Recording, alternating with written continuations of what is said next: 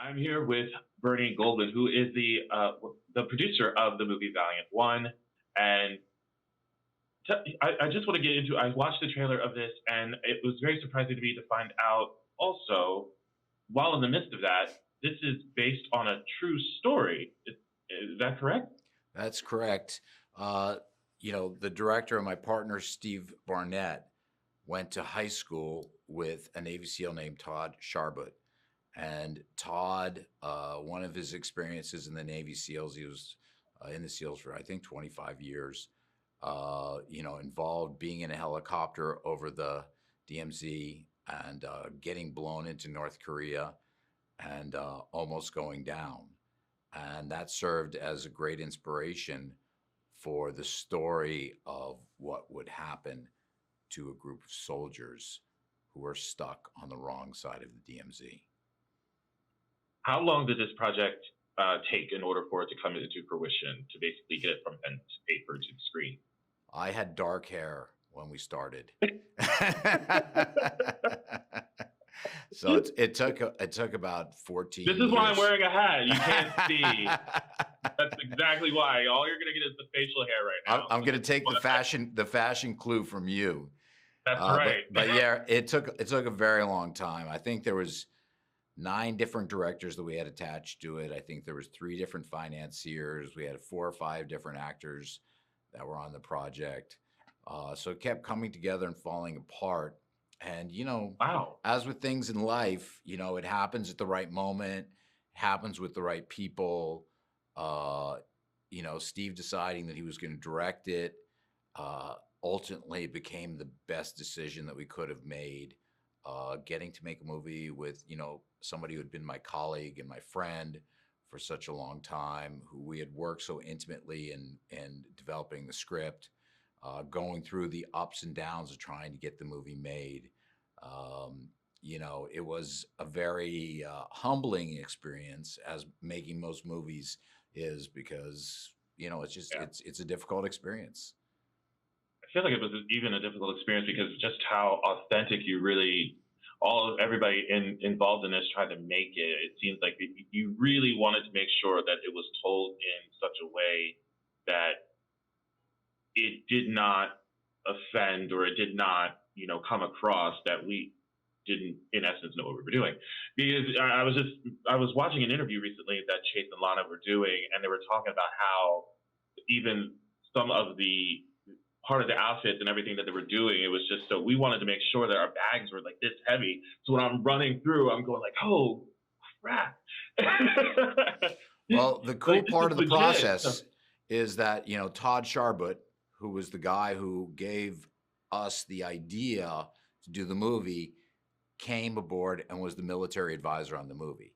So Okay, great. we Yeah. had this guy with 25 years of experience. He not only was a Navy SEAL, but ran the Bud School down in San Diego. So he knows how to train soldiers. He knows what the real life experience is. He's like, this is the way you hold your gun. This is the way you come around the corner. This is what you're Okay. looking for. This is what it feels like. And, the actors and the director and, I would drive to work every day with Todd, and we would all just ask him questions. And, he's such a generous guy, and such a great leader.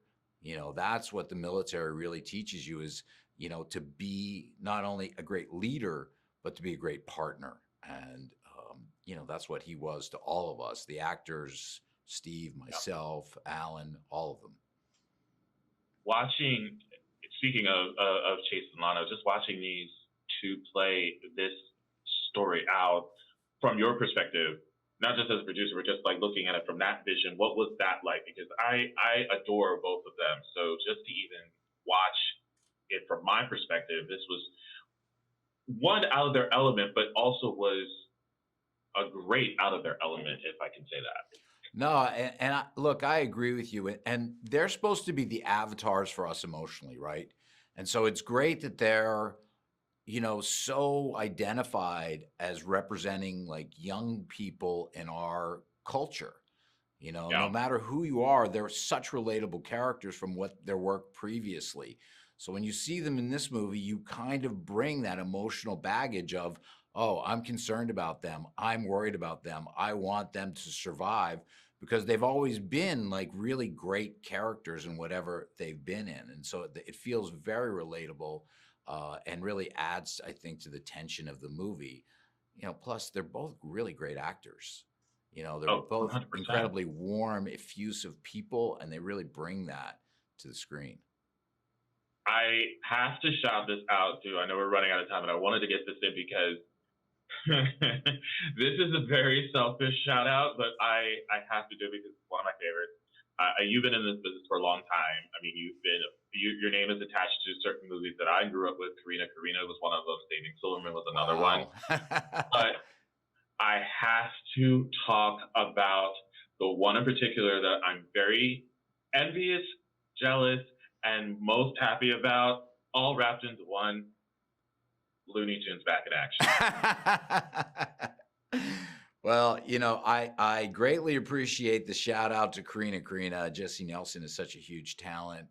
Back in Action was a very difficult movie, but to get to work with Joe Dante, who's a neighbor of mine and, just such a great guy, such a great filmmaker, has made so many movies that I love.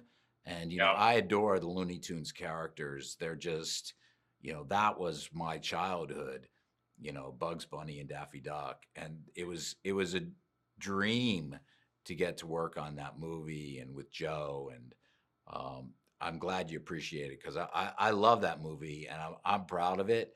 And there's people love it, people don't love it. There's nothing you can do about that. But it was joyful for me to get to do that. I'm a big fan of Looney Tunes. It's been in my house ever since MeTV Tunes debuted in June. But it's just the idea, as you said. I had a feeling I was wondering how difficult it was, and that was actually my question too, as a part of it. And you answered it, so thank you for that. Because I watched Who Framed Roger Rabbit, like in that sense, where you're having these types of characters, animation and real life, and then you're also going into it with Space Jam, and then we're going into it with Looney Tunes back in action. So I've always been so interested in learning more about how you're able to combine those elements into what we are able to see on the big screen. So yeah, I mean, look, it's the technology is kind of the easiest part of it. The hardest part is that, the Looney Tunes were vaudeville. And so there was never really much story to them. And, having to impose a 3-act structure on the Looney Tunes is the challenge. And, I think that's, their shorts and their, jokes and their bits.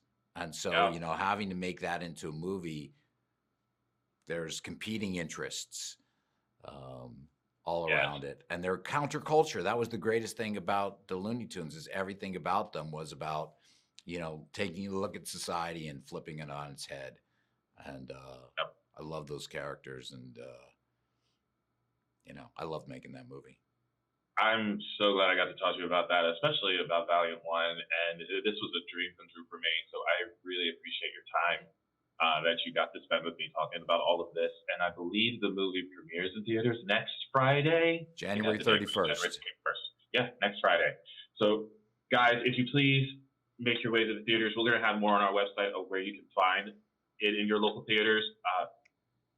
Bernie, this was an absolute thrill. Thank you so much for speaking with me today. It was an absolute pleasure. Oh, well, thank you. I appreciate it. And I really hope people go out and see Valiant One. I think Steve did an incredible job. If you're a Chase fan or a Lana fan, I feel like you'll really enjoy the movie and get to see it with other people because it's a fun thrill ride. Awesome, man. Bernie Goldmann, everybody. Thank you so much. Thank you, sir. Thank you.